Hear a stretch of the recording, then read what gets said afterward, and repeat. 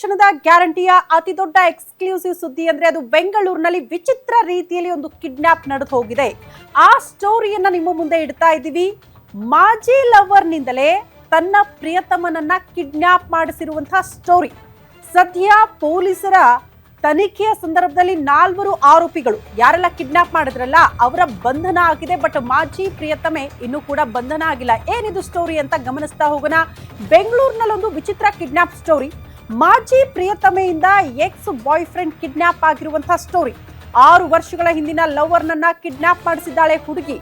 Love breakup ಆದ ಮೇಲೆ ದುಬೈನಲ್ಲಿ ಸೆಟ್ಲ್ ಆಗಿದ್ದಂತೆ ಹುಡುಗ. ಬೆಂಗಳೂರಿಗೆ ಬಂದಿದ್ದಾಗ ಗೆಳೆಯರ ಗ್ಯಾಂಗ್ನಿಂದ ಕಿಡ್ನಾಪ್ ಮಾಡಿಸಿದ್ದಾಳೆ ಯುವತಿ. ಹೇಗ್ ಮಾಡಿಸಿದ್ಲು ಅನ್ನೋದನ್ನ ಕೂಡ ಹೇಳ್ತಾ ಹೋಗ್ತೀವಿ. ಹಾಗಾಗಿ ಬೆಂಗಳೂರಿನಲ್ಲಿ ಒಂದು ವಿಚಿತ್ರ ಲವ್ ಸ್ಟೋರಿ, ಜೊತೆಗೆ ಲವ್ ಸ್ಟೋರಿಗೆ ಸಂಬಂಧಪಟ್ಟಂತೆ ವಿಚಿತ್ರ ರೀತಿಯಲ್ಲಿ ಆತನ ಕಿಡ್ನಾಪ್ ಆಗಿರೋದು. 6 ವರ್ಷಗಳ ಹಿಂದಿನ ಲವ್ ಸ್ಟೋರಿ ಇಬ್ಬರದು. ಬಟ್ ಇಬ್ರು ಕೂಡ ದೂರ ಆಗಿದ್ರು. ಆದ್ರೂ ಕೂಡ ಮಾಜಿ ಪ್ರಿಯತಮೆ ಮಾತನ್ನ ಕೇಳ್ಕೊಂಡು ಪ್ರಿಯತಮ ಬಂದು ತಗ್ಲಾಕೊಂಡ ಅನ್ನೋದು ಪ್ರಶ್ನೆ. ಈಕೆ ಸಹವಾಸ ಬಿಟ್ಟ ಬಳಿಕ ದುಬೈನಲ್ಲಿ ಹೋಗಿ ವಾಸ ಮಾಡ್ತಾ ಇದ್ದ. ಪ್ರಮುಖವಾಗಿ ಈತನದ್ದೇ ಒಂದು ಟ್ರಾವೆಲ್ಸ್ ಕೂಡ ಇದೆ. ಆತ ಆ ಟ್ರಾವೆಲ್ಸ್ ಅನ್ನ ನಡೆಸ್ಕೊಂಡು ಆರಾಮಾಗಿದ್ದ. ಬಟ್ ರಜೆ ಮೇಲೆ ಕೇರಳಕ್ಕೆ ಬಂದಿದ್ದಂತೆ. ಮೂಲತಃ ಕೇರಳದವರು. ಅವರ ತಂದೆ ತಾಯಿ ಅಲ್ಲೇ ವಾಸ ಮಾಡ್ತಿದ್ರಂತೆ. ಅವ್ರನ್ನ ಭೇಟಿಯಾಗಿ ವಾಪಸ್ ಬೆಂಗಳೂರಿಗೆ ಬಂದು ಕೆಲ ದಿನಗಳು ಉಳ್ಕೊಳ್ಳೋಣ ಇಲ್ಲೇ ಅಂತ ಬೆಂಗಳೂರಿನಲ್ಲಿ ಒಂದು ಲಾಡ್ಜ್ ಒಂದರಲ್ಲಿ ರೂಮ್ ಮಾಡಿಕೊಂಡು ವಾಸ ಮಾಡ್ತಾ ಇದ್ರು.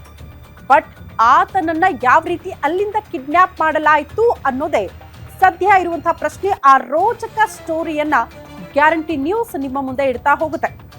6 ವರ್ಷಗಳ ಹಿಂದೆ ಪ್ರೀತಿ ಮಾಡಿದ್ದಂತ ಹುಡುಗಿನೇ ಈಗ ಈತನ ಬಾಳಲ್ಲಿ ಮುಳುವಾಗಿರೋದು. ಈತನನ್ನ ಯಾತಕ್ಕಾಗಿ ಕಿಡ್ನಾಪ್ ಮಾಡಿಸಿದ್ಲು, ಹೇಗೆ ಕಿಡ್ನಾಪ್ ಮಾಡಿಸಿದ್ಲು, ಈ ವಿಚಾರಗಳೇ ಬಹಳ ಇಂಟ್ರೆಸ್ಟಿಂಗ್ ಆಗಿ ಈ ಕಿಡ್ನಾಪ್ ಸ್ಟೋರಿಯಲ್ಲಿ ನೋಡೋದಕ್ಕೆ ಸಿಗುತ್ತೆ. ಬೆಂಗಳೂರಿನ ಲಾಡ್ಜ್ ಒಂದರಲ್ಲಿ ಬಂದು ಉಳ್ಕೊಂಡಿದ್ದಂತ ಹುಡುಗ ಮೂಲತಃ ಕೇರಳದವರು. ದುಬೈನಲ್ಲಿ ಸದ್ಯ ಟ್ರಾವೆಲ್ಸ್ ಹೊಂದಿದ್ದಾರೆ, ಅಲ್ಲಿ ಬಿಸ್ನೆಸ್ ಮಾಡ್ತಿದ್ದಾರೆ. ಬಟ್ ರಜೆ ಮೇರೆಗೆ ಇಲ್ಲಿಗೆ ಬಂದಿದ್ರು ಅಂತ ಹೇಳಲಾಗ್ತಾ ಇದೆ. ಬಟ್ ಮಾಜಿ ಪ್ರಿಯತಮೆಯ ಮಾತನ್ನ ಕೇಳಿ ಆಕೆಯೇ ತೋಡಿದ್ದ ಕೆಡ್ಡಾಕೆ ಬಿದ್ದಿದ್ ಹೇಗೆ ಈ ಮಾಜಿ ಪ್ರಿಯತಮ, ಆ ಸ್ಟೋರಿಯನ್ನ ಕೂಡ ಗಮನಿಸಬೇಕಾಗುತ್ತೆ. ಪ್ರಮುಖವಾಗಿ ಈತನಿಗೆ ಒಂದು ಕರೆ ಹೋಗುತ್ತೆ ಮಾಜಿ ಪ್ರಿಯತಮೆಯಿಂದ. ಅದು ಕೂಡ ಅನ್ನೌನ್ ನಂಬರ್ ಇಂದ, ಯಾರ್ದು ಗೊತ್ತಿಲ್ಲದ ನಂಬರ್ ಅಂತ. ಆತ ಕೂಡ ಅದನ್ನ ರಿಸೀವ್ ಮಾಡ್ತಾನೆ. ರಿಸೀವ್ ಮಾಡಿ ಮಾತಾಡಿದಾಗ ನಿನ್ನ ಭೇಟಿಯಾಗಬೇಕು, ಮಾತನಾಡಬೇಕು ಬಾ ಅಂತ ಆಕೆ ಹೇಳ್ತಾಳೆ. ಹಾಗಾಗಿ ಆಕೆಯ ಮಾತನ್ನ ನಂಬಿ ಆತನು ಕೂಡ ಬುಕ್ ಮಾಡಲಿಲ್ಲ. ಆಕೆಯೇ ಒಂದು ಕಾರನ್ನ ಬುಕ್ ಮಾಡ್ಕೊಳ್ತಾಳೆ. ಎಲ್ಲವೂ ಕೂಡ ಪ್ಲಾನ್ಡ್, ಎಲ್ಲವೂ ಕೂಡ ಪ್ಲಾನಿಂಗ್ ಪ್ರಕಾರವೇ ಆಗಿರೋದು.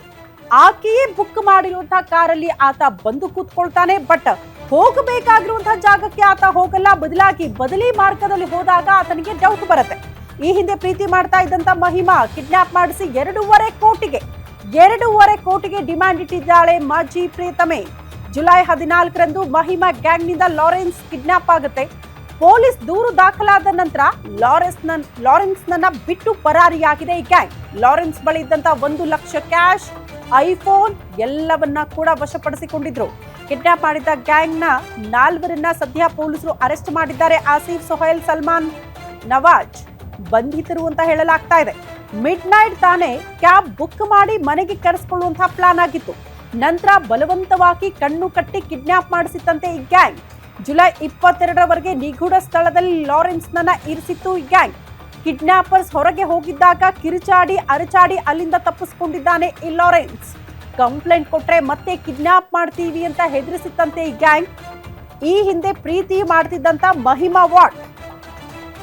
ಮಹಿಮಾನೇ ಪಕ್ಕಾ ಪ್ಲಾನ್ ಮಾಡಿ ಆತನನ್ನ ಕಿಡ್ನಾಪ್ ಮಾಡಿಸಿರೋದು.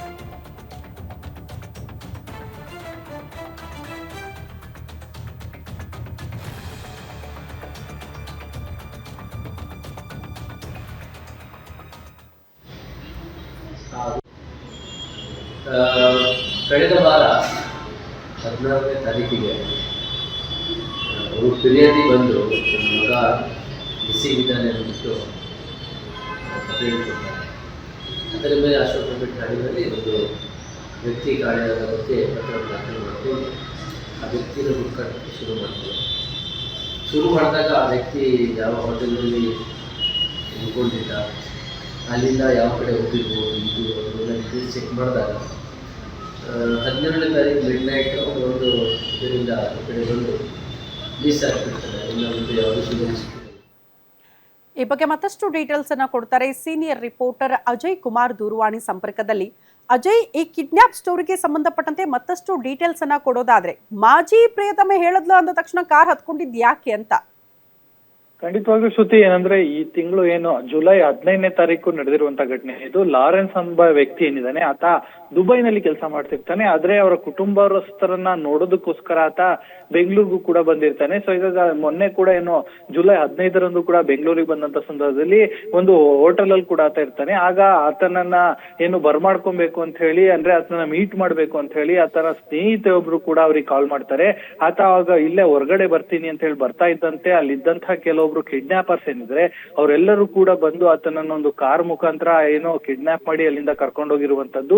ಆ ನಂತರ ಯಾವ್ದೋ ಒಂದು ಹೋಟೆಲ್ ನ ರೂಮ್ ನಲ್ಲಿ ಇಟ್ಟು ಈತನಿಗೆ ಏನು ಕೋಟ್ಯಾಂತರ ರೂಪಾಯಿ ಹಣವನ್ನು ಕೂಡ ಈಗಾಗ್ಲೇ ಏನು ಡಿಮ್ಯಾಂಡ್ ಕೂಡ ಮಾಡಿರ್ತಾರೆ. ಮೊದ್ಲಿಗೆ 50 ಲಕ್ಷ ಮಾಡ್ತಾರೆ, ಆನಂತರ 2 ಕೋಟಿ ಮಾಡ್ತಾರೆ.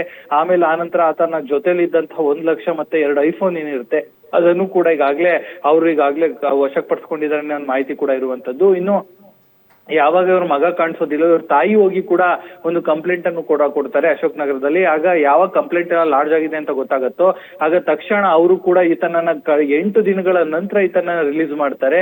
ಆ ನಂತರ ಅದು ಕೂಡ ಅವ್ರು ಹೇಳಿ ಕಳ್ಸಿರುವಂತದ್ದು ಏನಂದ್ರೆ, ನೀನ್ ಏನಾದ್ರು ಪೊಲೀಸ್ಗೆ ನಾವು ಕಿಡ್ನಾಪ್ ಮಾಡಿದೀವಿ, ನಾವೇ ಮಾಡಿದೀವಿ ಅಂತ ಹೇಳಿದ್ದೆ ಆದಲ್ಲಿ ನಿನ್ನನ್ನು ಮುಗಿಸ್ಬಿಡ್ತೀವಿ, ನಿಮ್ಮ ಕುಟುಂಬಸ್ಥರಿಗೆ ನಾವು ತೊಂದರೆ ಕೊಡ್ತೀವಿ ಅನ್ನೋ ಮಾತನ್ನು ಸಹ ಹೇಳ್ತಾರೆ. ಅದಾದ ನಂತರವೂ ಕೂಡ ಪೊಲೀಸರು ಯಾವ ರೀತಿಯಾಗಿ ಏನಾಯ್ತು ಅಂತ ಹೇಳಿ ವಿಚಾರಣೆ ಮಾಡಿದಂತ ಸಂದರ್ಭದಲ್ಲಿ ಗೊತ್ತಾಗತ್ತೆ 4 ಜನ ಆಸಾಮಿಗಳು ಅವರೆಲ್ಲರೂ ಕೂಡ ಏನು ಕಿಡ್ನಾಪರ್ಸ್ ಅಂತ ಹೇಳಿ ಈ ಹಿಂದೆನೂ ಕೂಡ ಇದೇ ರೀತಿಯಾದಂತಹ ಕೆಲವೊಂದು ಕೃತ್ಯಗಳನ್ನು ಕೂಡ ಮಾಡಿದ್ರೆ ಅನ್ನೋ ಮಾಹಿತಿ ಕೂಡ ಇರುವಂತದ್ದು. ತಕ್ಷಣ ಪೊಲೀಸರು ಕೂಡ ಅಲರ್ಟ್ ಆಗಿ ಈಗ ಅವರೆಲ್ಲರನ್ನು ಕೂಡ ಏನು ಅರೆಸ್ಟ್ ಮಾಡಿ ಈಗಾಗಲೇ ಜೈಲಿಗೂ ಕೂಡ ಕಳಿಸಿರುವಂತದ್ದು. ಇನ್ನು ಈತನ ಬಳಿ ಇದ್ದ ಕೆಲವೊಂದು ವಸ್ತುಗಳನ್ನು ಕೂಡ ಈಗಾಗಲೇ ಅವರೆಲ್ಲರೂ ಕೂಡ ಕದ್ದಿದ್ದಾರೆ ಅನ್ನೋ ಮಾಹಿತಿ ಕೂಡ ಸದ್ಯ ಇರುವಂತದ್ದು ಶ್ರುತಿ.